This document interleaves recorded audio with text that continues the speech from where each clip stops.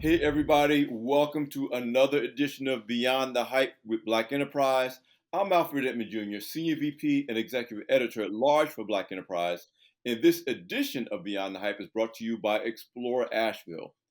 Listen, I have a really great guest and a really interesting topic. And let me set it up.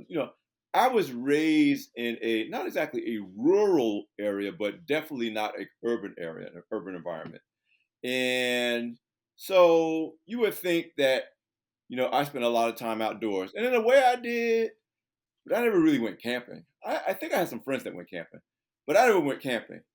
And it didn't dawn on me until I learned about my guest and his mission, about the degree to which, and with some exceptions, obviously, some people were raised in the South hunting and fishing, but for the most part, camp is not a big thing among us as Black people.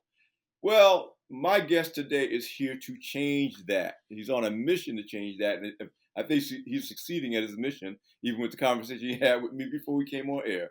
Please welcome to the show, Earl B. Hunter Jr., founder and president of Black Folks Camp 2. Welcome to the show, Earl. Thank you, Alpha. Appreciate you having me, brother. And it's funny, your opening monologue is pretty spot on, my friend. Mhm. Because I'm from the South, and I did a little fishing, and but I didn't do a lot of camping, right? When I was a kid. Yeah. So you're spot on, and there are reasons why, which we'll certainly get into in the conversation. Well, let's talk a little bit about who you are and your background. And like I said, even when I was researching and get ready to do this conversation, I'm thinking I'm going to meet somebody and say, "Yeah, I was camping with my dad and my granddad when I was a kid." But this is a relatively new phenomenon for you. You went on your first camping trip in Yeah. 2015. Tell me about your journey before that. I know you have a career in business leadership and sales and marketing. Talk to me about the path that led to this first camping trip and what you were doing professionally and personally before that. Right on. So, Alfred, I've been an executive for almost 20 years in different spaces, whether it be in the international sourcing space, where I was traveling to different parts of the country, Asia, India, South America, Central America, doing deals in different countries, import and export, and then my career took an amazing turn, one of the most delightful turns I've ever taken, and it's kind of landed me where I am now. I became an executive in the RV space, which I was one of the only Black executives in a $114 billion industry, which is the RV industry. I had a lot of success in that industry. As a matter of fact, my job after leaving the international sourcing company, coming to a company that made RVs, small RVs, in a very mountainous town, the company was a very small company. The company had been around for about 10 years. They had not really eclipsed $1 million in any of the years that were actually in business. And my job was to take them from a million to $2 to $3 million in 5 years. Well, I have to tell you, after finding the why that people really weren't buying this camper, once I discovered the why, it was all downhill then in regards to sales, because uphill we took the company from a $815,000 to 17.5 million in 4 years, Wow. and Wow. it was done very strategically. And I use the same methods I've always used in regards to driving the business and building businesses. As a matter of fact, my MO is building businesses. I enjoy building business. I enjoy looking at different companies and understanding where maybe there's some deficiencies, and going in there and then get the jack and jacking them up and making sure that we actually drive the business in a very scalable space. So, I knew nothing about this space, Alpha. Nothing about this Mhm. space, particularly the RV space, particularly the outdoor space. But being, again, one of the only Black executives in this space, I wanted to really not be the only Black executive, right? Didn't want to be the only Black person going to campgrounds, going to the RV industry shows, going to all these spaces. Didn't want to be that person, but so happened that I was. And our company, which is Black Folks Camp 2, our company was founded based on those type premises of how do we get more Black folks to camp and enjoy the outdoor lifestyle with any and everyone, as we continue to encourage them to entrepreneurship in the industry, workforce in the industry, and also in the lifestyle. That's really important. And again, you came to it, again, fairly recently. Right. But there was another thing that I saw that you shared, that you and your Yeah. son went on this, major camping trip through Yeah. 20 different states and provinces in the U.S. and Canada. And during that whole journey, you said you only ran into one other black family that was Yeah. camping. Yeah. So it's funny because the story came about because when you take a company from when you go into a company, you take a company from sub $1 million in sales to $17.5 million in sales in 4 years. I was on the road a lot. I had probably been on the Mm, road 80% of the time. I had driven probably 300,000 to 400,000 miles around this country.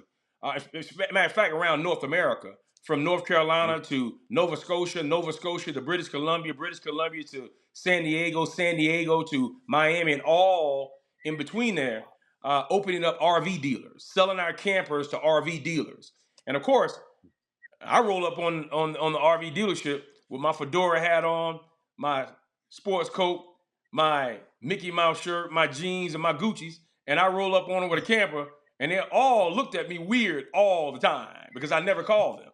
Well, I said that because I was on the road a lot and I traveled a lot. I was away from my family quite a bit. Well, my son at the time, he was 7 years old, and I had been promising him that I was going to take him to Mount Rushmore. I had driven around Mount Rushmore probably 3 or 4 times and never stopped because I wanted to take my kid.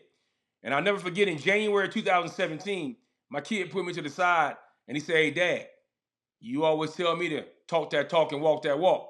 Well, you're not walking that walk because you hadn't taken me to Mount Rushmore yet." So I made a pact. Wow. Yeah, man, I made a pact in June of 2017. My son and I packed up our camper and the truck and we drove over 14,000 miles around this country. And we end up going to 49 campgrounds in 20 states. And it wasn't until we drove from North Carolina to Albuquerque, New Mexico, we saw our first black family. And that Wow. encounter was extraordinary, bro. I mean, it was one of those those accounts where we were pulling a small camper and they were driving a huge bus, like a big a big Class A motorhome. It was beautiful. But it was Oh, almost like the wow. the the good times folk meeting the Huxtables. And when we saw them, we embraced them and we hugged them. We had amazing conversation. And during that conversation is when the young lady of that family, she had said to me, "Hey Earl, you say you're one of the only black executives in the industry, and you seem like you know what you're talking about. Why don't you change that? Why don't you do something to change it?" And to be frank with you, after that, driving up the coast of Medford, Oregon, is when I said we're gonna start the company Black Folks Camp too. You made me think of a couple of interesting things. I remember during the pandemic, which obviously, we were locked down and isolated. And one of the interesting things that I discovered along the way during that period was the rapper Lupe Fiasco Mm-hmm. out of Chicago was hosting, and I don't know if he still does, he was hosting a podcast series about people who basically were just living. They left their house, they sold their Full homes, timers. and they just decided for the foreseeable future, we're going to live on the road. And there was a couple on there that had this, I guess, like a directory of the best places to campground. Yeah. Like that, if you wanted to live like this, we're going to tell you the best places to go, what resources are available, what Wi-Fi, which places have like Wi-Fi. Like it was a literal, Yeah. but it was whole idea was that these are people whose, in many ways, their lives weren't affected by the shutdown because they were outside all the time anyway. They're like, this is how we've been living. Absolutely. And at the time, I was like, wow, I didn't even think about this whole network of overlay of a nation, if you Yeah. will. Not that everybody just does it 365 days a year the way these people were doing it, but that it was even possible to do that was amazing to Well, me. most people don't do that, right? Full Right, timing right, is it's a lifestyle. It's not something you just say yeah, to okay, tomorrow I'm gonna sell my house and sell everything, and I'm gonna get in a motorhome or a camper or a trailer and just go across the country. It doesn't necessarily right. happen that way. As a matter of fact, you talked about the pandemic. The pandemic it really pushed more black folks into the outdoors, right? It pushed us into, I tell folks, all the restaurants were closed, churches were closed, the bars were closed, the amusement parks were closed. all the places that we know that were closed, many black folks had nowhere else to go. We didn't know what to do, right? And camping was certainly an alternative, but there were reasons why many black folks didn't go camping. There was reasons why many of us had never been in the outdoors. And so, because of those reasons that we never really been in the outdoors, a lot of the things that we saw people doing, particularly on social media of camping and things like that, it was very foreign to a lot of folks. It was very foreign before and very foreign then, but it came a bit more appetizing after there was nowhere else to go, right? And Yeah, so yeah, when I too saw tons of folks camping, one of the reasons why I love our company because it says black folks camp too, and right. two means also and as well. We know black folks camp. We know black folks will camp, have camp, and will camp more. Our job is to get more black folks to camp and enjoy the outdoor Right. lifestyle with any and everyone. We don't care about your race, your age, or your gender. We want to be around the campfire so we can start having conversations. And when we start having conversations, folks, we're gonna find out we got more same than differences. That's kind of how we operate as a company. To your point, I know two specific examples. One was a family trip where they decided we're going to have this family trip, and they think they went to the Grand Canyon. They had never gone, like you said, Never never gone go. Yeah. camping before, but it was like we're going to do our family trip, and we're going to go and we're going to camp for the first time. We're going to go to the Grand Canyon.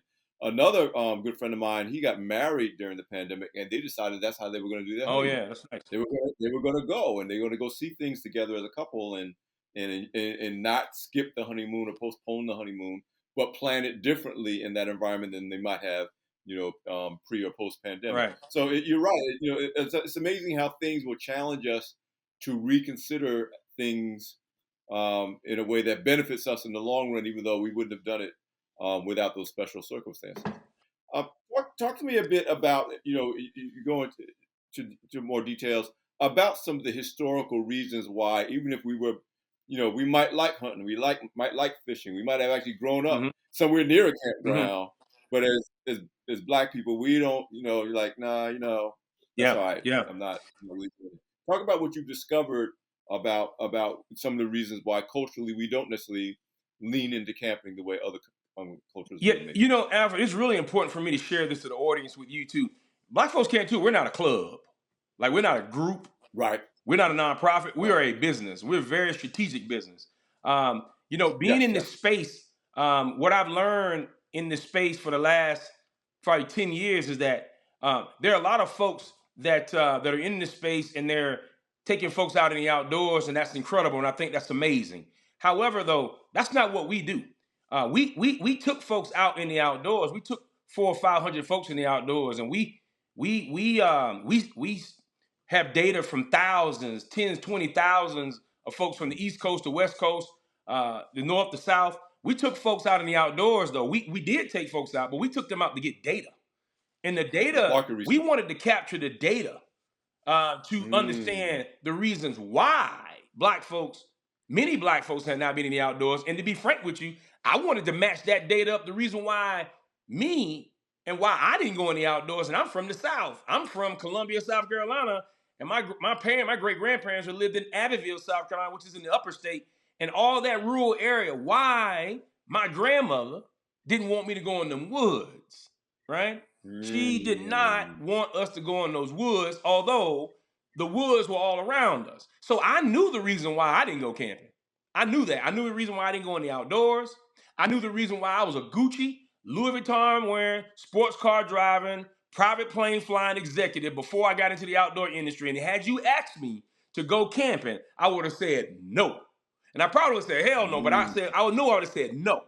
Well, I wanted to make sure the reason why we took those folks out, I wanted to make sure those reasons really were accompanied with the reason why I didn't go. And so we found out. So what we did, we took people out from that $200,000-300,000 a year jobs to zero. We took teachers, doctors, lawyers. We took felons, non-felons. We took military folks. We took children, families. We took them RVing. We took them kayaking. We took them supboarding. We took them cabin camping, RVing. We did everything in the outdoors except for rock climbing. We didn't do rock climbing Wow. because our insurance was not going to be feasible for that particular activity. And personally, I didn't want to go rock climbing. But we took folks out backpacking. We were out for 2 and 3 days. We took folks, we stayed in some of the most beautiful cabins. We took them to places where they were sleeping on the ground. We did everything, and we sat around the campfire, and we started having conversations around the campfire, brother. And the darker it got during the time, we noticed a change in behavior, right? We noticed a change in people. When it was daytime, they were frolicking in the waterfalls. When it was daytime, they had an amazing time having lunch. But at night, when the sun started to go down and those stars started to popping in the air, in the sky, over 90% of those folks were ready to go home. They did not want to be in those Mm, woods. They did not want to mm, stay overnight in those woods. No matter if they were in the RV, they still were feeling the same anxiety. Well, what we found based on this data, not just from them, but from thousands of other black folks and people that look like me and you, is that black folks have suffered from generational fear, generational trauma. Your great grandmother, my great grandmother told my grandmother, told my mama, told me, don't go in those woods. You don't belong in those woods. Because you have to understand, our great grandparents, they saw some of the most heinous things in the world in those woods. They saw lynchings, they saw crosses being burned, they saw Confederate flags, they saw a lot of different things in those spaces that made them not want to go and then want their children to go. And the second thing is what we noticed, that those folks didn't have any knowledge. They didn't know what to do in the outdoors. Had they not gone with someone, they would have not known what to do. We found that 98% of them didn't know what poison ivy was. We found that no one knew what to do when they saw a bear.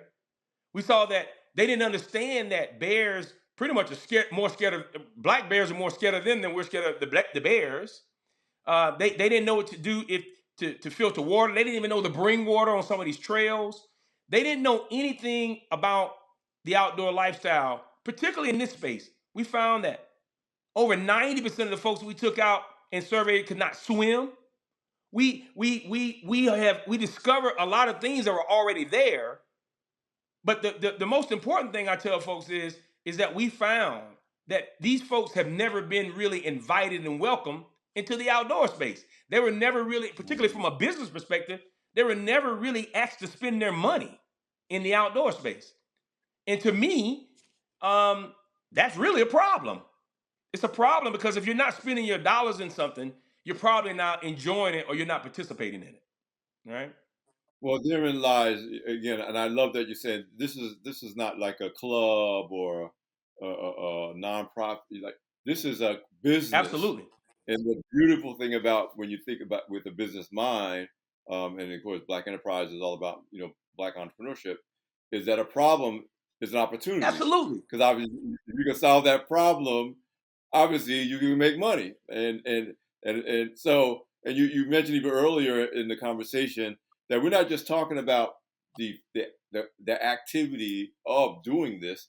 This is an entire industry fraught with opportunities. You're talking about apparel, you're talking about Yes. equipment, you're talking about jobs, you're talking about businesses, you're talking about food. Like there's a A whole whole new bunch of world. As a matter of fact, opportunities. hey Alfred, this is an $880 billion industry. It's an 800 Wow. as a whole. It's an $880 billion industry, but the RV industry is 114 billion of that $880 billion industry. This industry Wow. is so big. This industry it's probably bigger than the automobile industry and almost bigger than the pharmaceutical industry, if as a whole. Wow. And and I know that because I was in the industry, and I got to be frank with you, I've done very well in that industry. I did very well. It was, you know, my family, my friends, my children benefited very well from me being able to get into that space. We see what I got to tell you though, Alfred, is that I'm a good times kid, man. I grew up in the bricks. I grew up in areas where, if you think of the toughest area in your area, well, you think of the toughest area in my area in Columbia, South Carolina, is where I grew up. And the one thing I have always said to myself, a lot of people have helped me in regards to my life and my education and all those things. A lot of teachers, a lot of coaches, a lot of people around me. And one of the things that I was taught is that I was taught I don't ever want to be the king. I'm the king maker, man. I Mm, want to see other folks that look like me in the space. I want to see more entrepreneurs in the space. I want to see more folks in the workforce. But the reason why we're not here, because many of us don't know there's opportunities in this space. And the reason why we don't know there's a lot of opportunities in this space, Alfred, is because many of us do not take part in the lifestyle, right? right. And so the most important thing that we can do as a company is to share knowledge. But the real big thing that what we do more than anything, we spend 20% of our time on the issue and 80% of our time on the solution. Right? And Yes, everything yes. we do, it has to be sincere, it has to be meaningful, it has to be measured, so we know it'll be sustainable. Otherwise, we're not the kumbaya type company, man. We think ROI. And ROI to Yeah. most folks is return on investment. For us, we own the word return on inclusion. Oh, I love it. I Absolutely. love it. I love it. I also love the solution orientation. Our late founder Earl Graves taught us that what we do is solution oriented media. Absolutely. That all media is great at describing telling you the problem for 16 different ways. But our audience comes to us to say, okay, we're clear on the problem.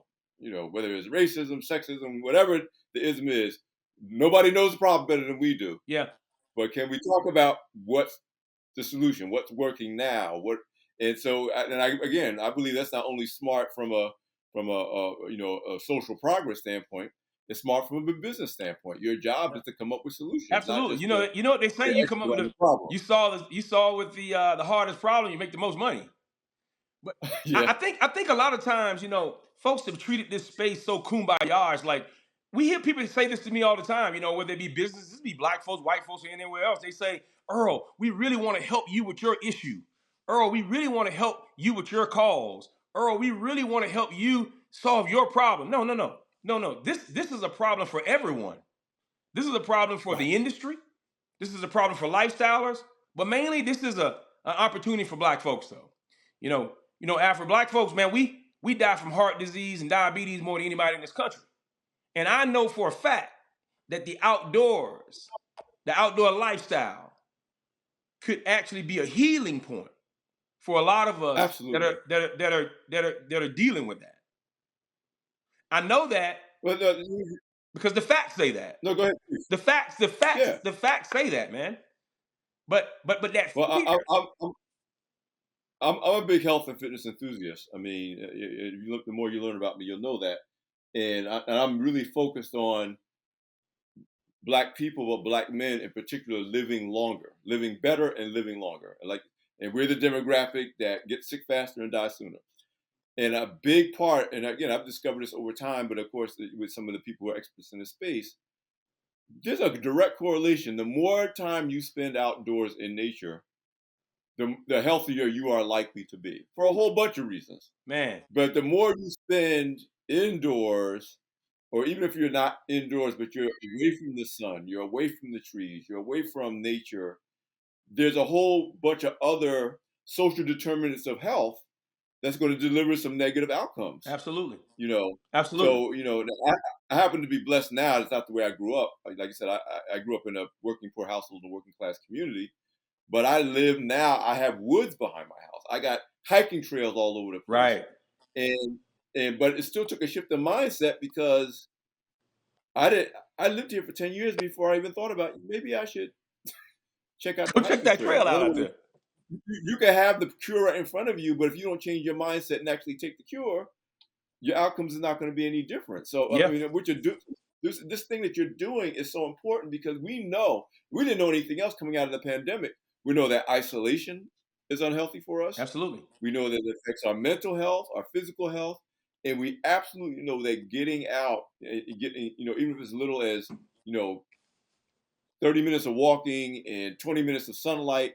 This is whether you're in a rural area or urban area, but there are many of us who have the opportunity and have the capacity to like you said, enjoy the outdoors life, and it's not because it's a benefit to you. It's an opportunity for you, Hmm. and to your point, you're not here to solve an issue. You're like you need to be doing business. This is Yeah. business. Well, It's an opportunity for you. I think one of the greatest things that as a company that we can do is to show other folks how to be entrepreneurs in the space. Right? We don't have all Mm, the answers, and we're a very small company. We're a company of about 8 folks, right? In the mix. And however, though, we're at the toenail of the elephant. So folks can't really just call me right now and say, "Hey, what you guys are doing?" or "How can you help me?" Well, we don't really have all the answers right now, or have the palette to even share that with you at the moment, because we're still trying to find our way. However, we have our finger on the pulse, and so because we have our finger on the pulse, we're able to point folks in the right direction. For example, my job as a leader in the RV space, I get calls all the time. I keynote a lot, right? And most of the time, I keynote in spaces where there are people that don't look like me for the most part, right? Particularly in state parks. We do a lot of business with state parks all over this country, and these entities, these state parks, these national parks, and all these spaces, they have been saying for the last few years or so or more that they want to see more diversity in these spaces.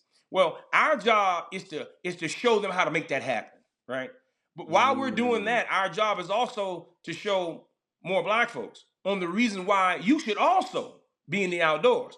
For a quick example, the the the data says that getting our children in the outdoors, our children, they're more likely to be much more intelligent when they are spend more time in the outdoors. It's that is data pointing to that, and we don't do that as much though. And I mean by in outdoors, not just in the baseball games or the football games, right. because my children play sports as well. And actually, my children are really good at sports, right?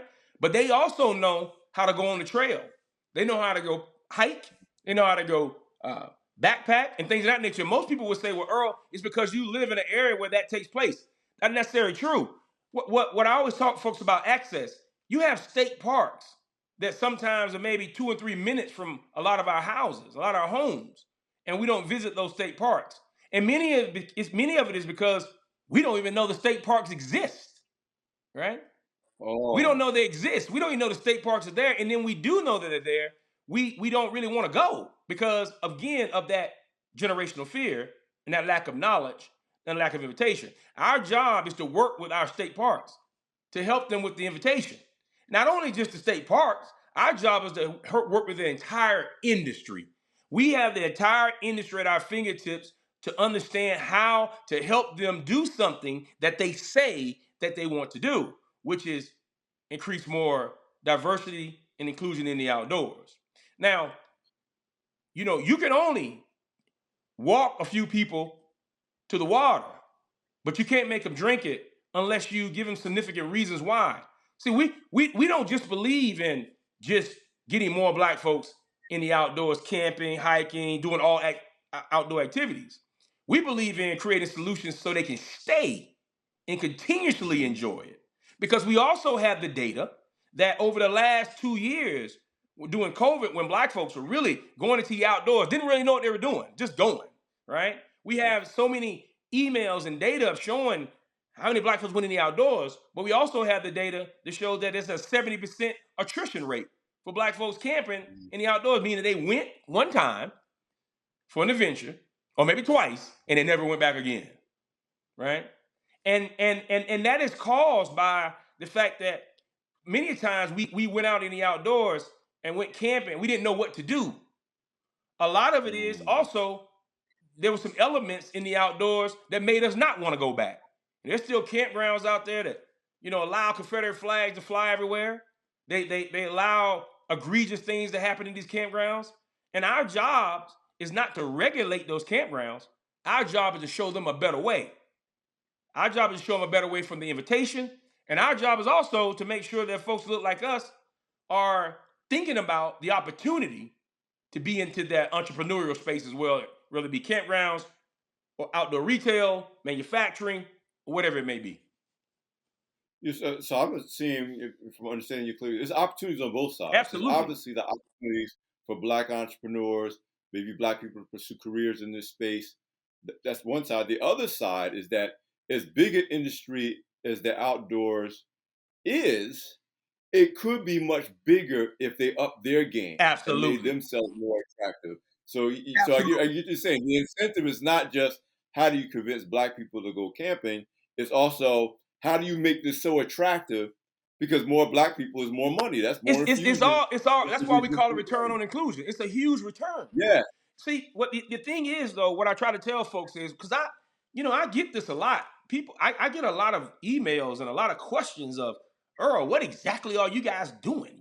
You're doing something different from what I saw that a group does, or we don't see you guys taking people out in the outdoors. Well, we think there's a place for everything. We think there's a place for black folks to take folks out in the outdoors and for them to experience the lifestyle. But our job is a bit larger though. Now, our job is to make sure Mm, that the industry respects your dollar.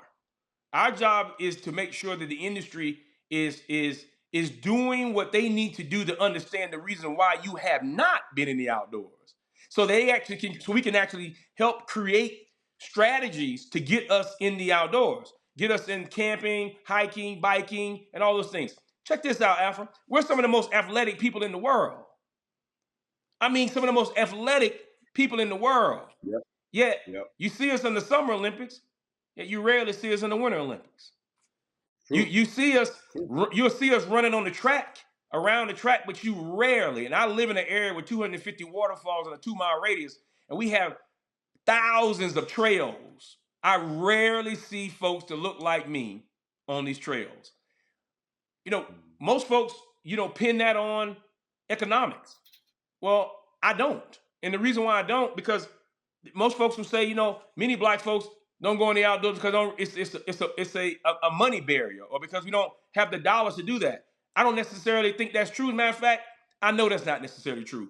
And the reason why, because I know that from my own personal yeah, experiences. Actually, like I said, now I live in a wonderful town.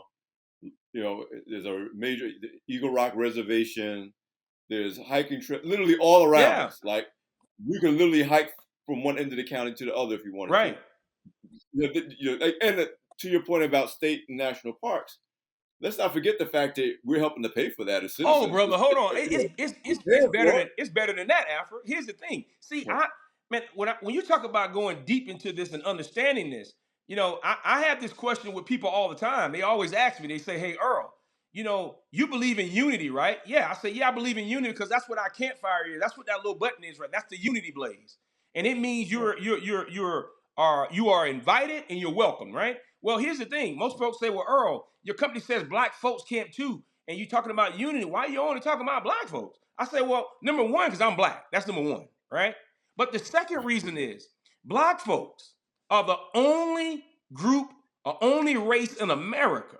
We're the only race in America that had laws to keep us out of the outdoors. Many state and national parks were segregated into 64. So even if my great Wow. grandmother wanted to take me in the outdoors, she was met with no, you can't come here, ma'am. You got to go on that side. Or her experience would have been actually not good at all. So because her experience wasn't good, she was not going to take us in the outdoors again. And so that means that myself, I probably would have told my mother told her mother. I'm sorry, my mother told her daughters.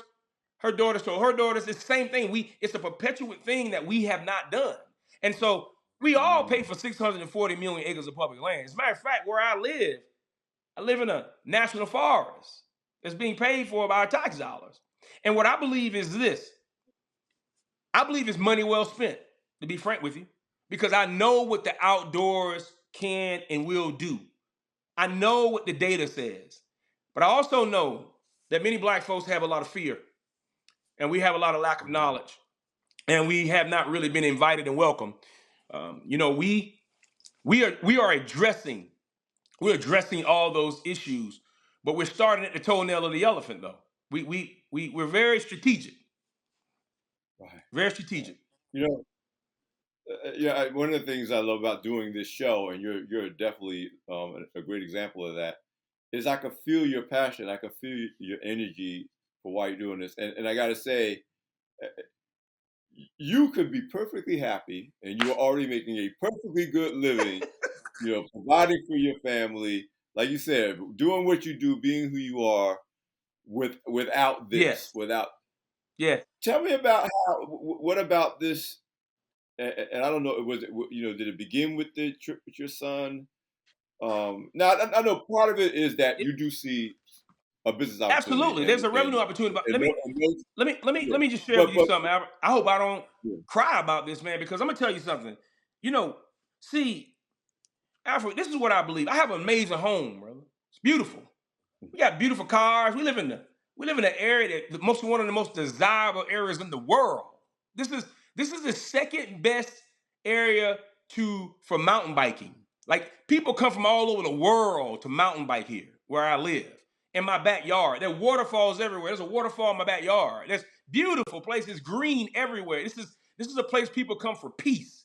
And you know as well as I know, you people will pay a ton of money for peace. And they do in this Oh yeah. area. We see Oh yeah. Alfred, when my days are no longer here, man. When I'm gone, when there's no man in my family ever lived to be 72 years old, and I have 13 uncles. I'm 47, so Wow. I look at that. Hey, about 20 25 years, we stand on a data point.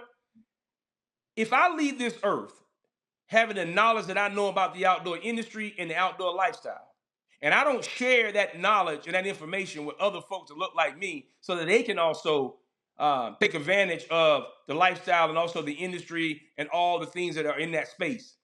And then my children go off and have an amazing life. And then my family, my wife and everybody in my house, everybody is they rose up from all the work that I did in the RV industry, made tons of money. It was great. If I don't share that type of information to a group of folks, when I get out of here, it'll be the same exact way before I left. And and for Right. me, and to be frank with you, for me, um, I built this company with my own money. We don't have any VCs. We don't accept donations. We don't we you know folks try to write us checks all the time for donations. We tell them we don't want your check, man. We don't want that. What we want you to do is to learn the reasons why folks that look like me have not been in the outdoors, and make sure you whether you black, white, green, or yellow, make sure you earn our trust because we have trust issues Mm. with them woods, and we want you to show us how amazing it is. I want my children to be able to go in the outdoors with your children, and other folks' children. I don't care what their race, age, or gender is. I don't want to build a more segregated outdoors because it's the outdoor industry and the outdoor lifestyle is the most segregated industry and lifestyle in the world to me that I know of. Right. Right. So at the same time, though, again, not focusing on the issue, which is that part I just shared, but focusing on the solution, right? We need more black folks to be excited to wake up in the morning and say, you know what? I'm going to go on the trail today. You know what? I'm going down to the RV dealership to buy me an RV. You know what? I'm going to go over to this retail store and get me a tent, get me a backpack, and I'm going to take my son and my daughter, and we're going to go out and have a picnic right there on the table. And yeah, I see that bear over there, but he ain't bothered me. He don't even really want me. But my point is though, we have not grown up in this space. We have not. This is not in our DNA.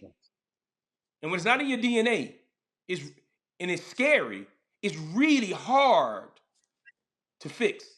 But we have plans to fix it, though, Alpha. Well, let me ask you this. So you already been very transparent about your background and your orientation and what your grandmother told you about not going in the woods.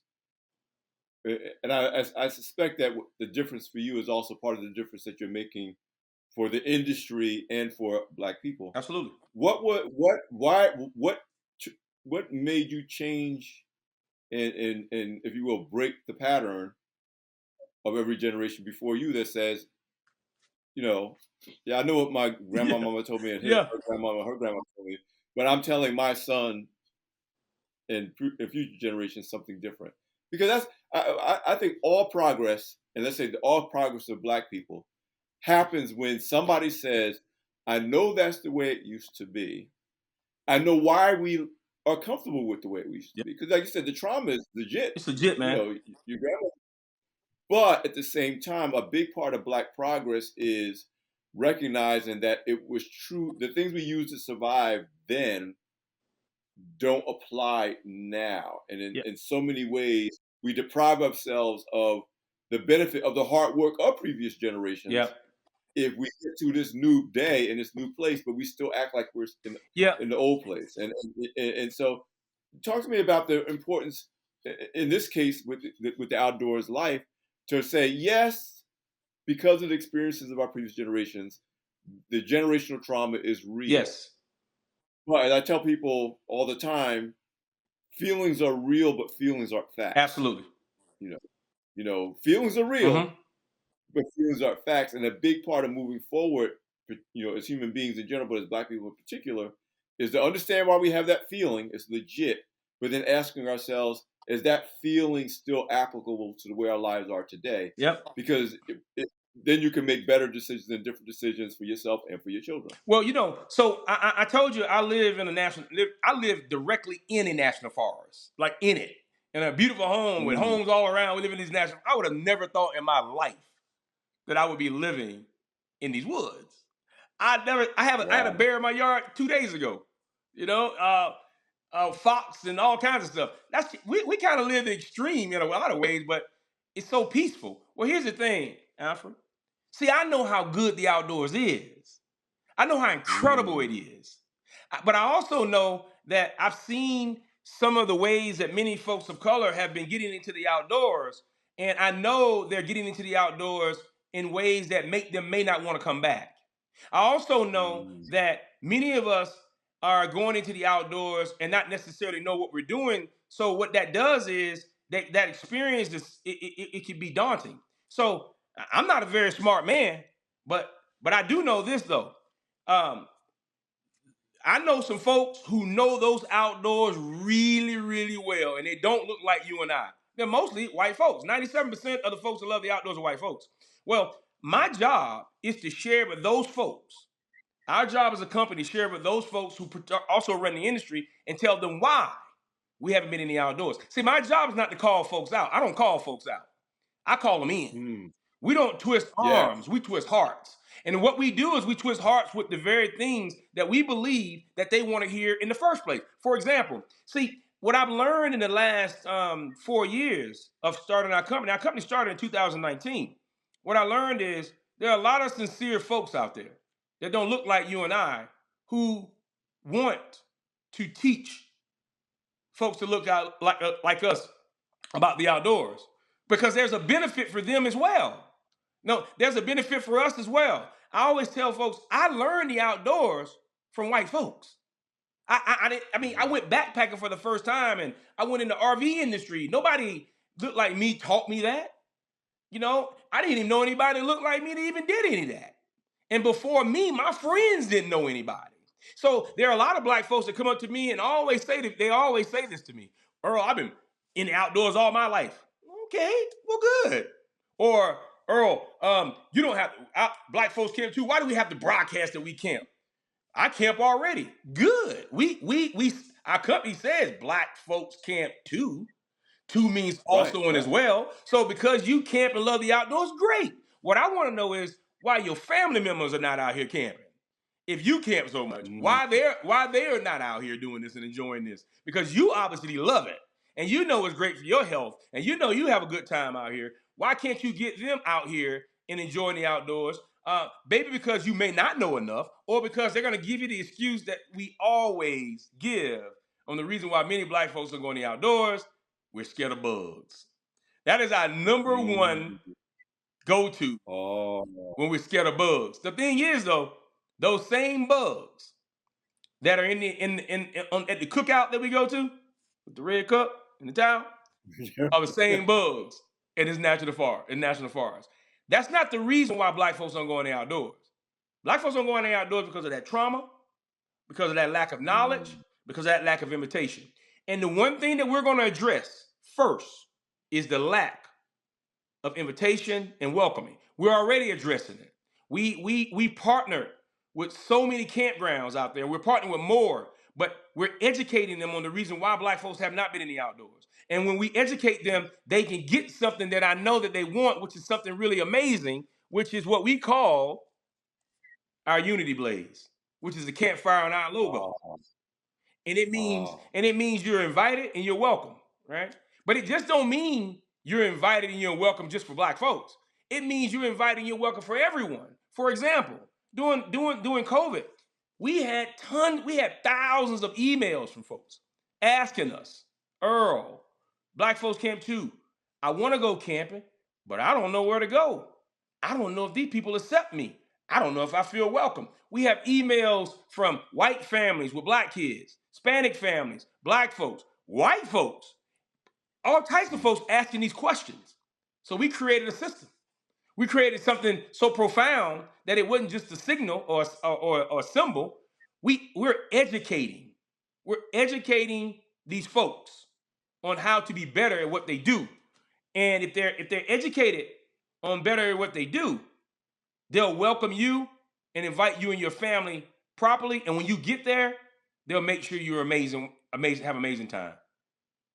I think what you're doing is so powerful, and it does definitely speaks to probably everything you learned as a business leader and marketing and sales professional. We know that when you're trying to transform the culture of the industry and you're trying to, again, to invite people into this space, one of the things that people invited are going to look for is something that says, "I'm welcome here." Right on. Maybe once upon a time it's called the good housekeeping seal of approval. Absolutely. But it does say something to me. If I'm looking at, okay, I'm gonna try this camping thing, and I want to have the best possible experience, and I got five that I can choose from. Let me. It means something to me. Like, oh, that one, I Yeah, see that symbol. Okay, well, I know that these people are gonna they're prepared for me to come. They're absolutely. welcoming me here, and that's gonna make, and that goes back to the business model of how the industry benefits. Well, you think about this as well. There's some folks who may not want to be a part of our whole Unity Blaze message. There's some campgrounds that say, nah, I don't want to be a part of that. And we say, Right, okay, we're not wanting to make you be a part of anything. We just want to let the right, right, folks right. know they're spending their hard-earned money that you don't really want them at your campgrounds, right? You may not want Hey, them there. but And and the information for the Yeah, consumer is for the the most consumer, important exactly. I part. mean, the consumer, we don't want somebody driving from where you live 300-400 miles to an area, and then when they get there, they're like, I shouldn't be here because these people Right, are doing things that I may not like, right? And it has right. nothing to, and a lot of it, yes, because our company is called Black Folks Camp Too. It don't Right, say right. Black Folks Camp only with Black folks or Black folks camp by Yes, themselves. It says Black right. Folks Camp Too, and two means also and as well. Like I take a lot of pride in being a black man, bro. A lot of pride. But I also know as a black male, when it comes to camping in the outdoor space, I know I'm not going that's going to be the only race out there. So Right, I don't right. even prepare my thoughts for that. What I have to do is make sure that when I go into spaces and I'm having conversation with folks, they understand that look here, I know what I'm doing out here. And if I don't know what I'm doing, I got to be frank with you. Most folks at campgrounds, they're going to show you what to do. They're going to show you what to do. Oh, But because many of those campgrounds, though, don't really understand the reasoning on why many of us have not been out there, our job is to help them. But not just campgrounds. Our job is to help retail, manufacturers, all my mm, cronies, the people that I know in this industry. They understand that this is an amazing opportunity, my friend. This is an amazing opportunity to get more black folks into this industry. We're working on that behind the scenes, brother. We have yeah. projects behind the scenes that are so extraordinary. When we launch these in the next 2 to 3 months, folks are going to look at us and say, "Where did these people come from? How are they thinking?" And what we're thinking about is generational wealth for folks who've never had any wealth in this space. There's only 30 to 40 black-owned campgrounds in America, right? Oh, There's wow. only three to Wow. four or maybe five black-owned outdoor retailers. That means they selling outdoor equipment. Um, you know, there are not many black guides. Guides are guiding people in the Mm, outdoors, and that's a huge space. But wow. but at the same time, though, I want black-owned campgrounds, black-owned guides, black-owned everything to know that everybody money is green. Everybody Right, money is right, green. Don't cut right. off your revenue supply because of that. That's the same thing I'm saying to other folks who are not black in this industry. We can all do well in this space and still enjoy the lifestyle together around what we call the Unity Blaze, which is the campfire and the And I'm glad you showed that again, and because I was going to ask you to do that, and I want to reiterate that other phrase you've been using: return on inclusion, return on because inclusion. it's a financial return, a business return that benefits the consumers as well as the industry itself, and that's a powerful, powerful message. I know you already just said you got more things that are going to be coming out in We the got a next few ton of things. months. We have Um, some things now. Like we already have products right now in like major retail. Like we have our own socks.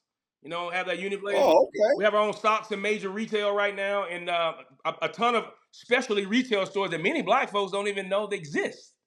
To be frank with you, Wow. especially retail Okay. stores, small, but we also have them in large retail stores like the REIs of the world. We have our own insoles, right?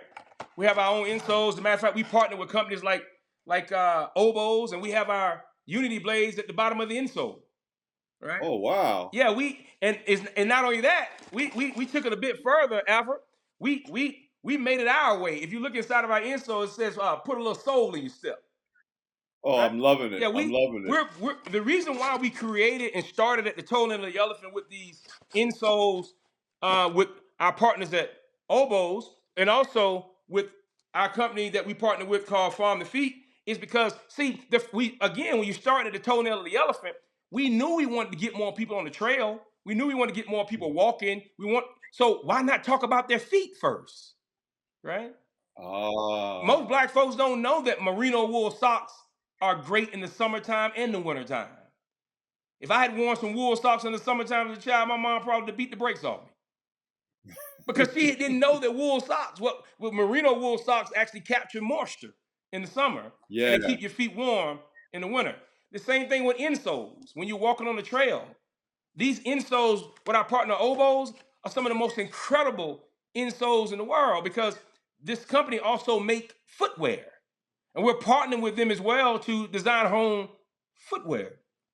And so, what I love about Obos and what I love about these other companies, this other company, Farm to Feet, is that when our company first launched, Alfred, that word black, it ran a lot of folks off. But Mm, Obos said, listen, Earl, we hear what you're saying. We hear that you're talking about unity. We know you're talking about educating folks, and we also know you're talking about ROI, which is return on inclusion, which is also good for you, us, and the consumer. We rolling with you, and we want to make sure. And not only that, Earl, we appreciate you rolling with us because as I educate them, they're educating me. We have a partnership. yes, This is not a sponsorship. This is a partnership. All right. that is so great. Listen, man, I'm so glad you took the time to join us on the show. Again, many more great things coming, so I definitely want to make sure our audience stays on top of it. What's the best way? I mean, I know you got The best way, Black yeah, the Folks best way to find us is Camp.com. blackfolkscamp2.com. Yeah.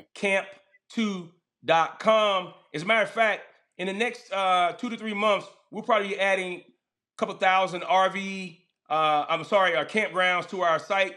When you go there, Mm, you're going to see the Unity Blaze. You're going to see those campgrounds. We've already trained many of them. You're going to state parks, national parks. Uh, you know, there's a change coming, my friend, and that's one of the. I yes, keynote all over the world, and I sing Sam Cooke, a change gonna come. I open up my keynote that way, and it is change. A change is coming, but that change, Alfred, is coming by way of very sincere, meaningful, measured, and sustainable solutions, my friend. that is so powerful, and I could just see you singing a change going to Oh come. man, It's just the right message for the right mission, and I just love, again, as someone who spends his career with entrepreneurs and watching businesses evolve, seeing literally break ground in a new way for an industry that is primed for growth. Again, that I love that phrase, return on inclusion. We're definitely gonna just keep watching Black Folks Camp too, and see your story evolve. Black folks camp too. Black folks camp too. I tell you this last thing, Alfred, Hmm. is that as a company, we are showing the industry what diversity looks like. You know, we have black folks work for us, white folks. We have folks of different race, age, or genders. We believe that we have to have everybody in this particular space to make an amazing difference, Alfred. But more than that, my friend, what we really believe is that we're gonna change the world one campfire at a time. Mm. And so with that, you know, with all your listeners and all your followers out there, you know, we ask you to as you look from the outside in to our company, you may not understand what we're doing. You may not see it full circle. You may be not understanding. It may be weird to you. It may not look right. May not be black enough for you. It may not be whatever it's for you. But just know we know what we're doing over here. Okay, we're very much strategically aligned and knowing what we're doing. And what we're doing is that we hope that your children are proud of us for what we're going to be doing, what we're doing for them, what we're doing for them. And so, with that being said, you know, I hope you and the listeners, I hope y'all have the most amazing day of your life, and I hope tomorrow is better. Man, I'm just so glad you came on the show because what you're talking about is legacy. When all is Right said on. and done, you're talking about legacy. So listen, Earl, thank you for being a guest on this edition of Beyond the Hype. Right on. Thank you so much. Well, we did it again. Another great edition of Beyond the Hype with Black Enterprise. I'm your host, Alfred Edmond Jr., Senior Vice President and Executive Editor-at-Large at Black Enterprise. Again, this episode was brought to you by our friends at Explore Asheville. Take care of yourself. We'll see you next time. Hey, maybe we need to get together and go camping. Take care now.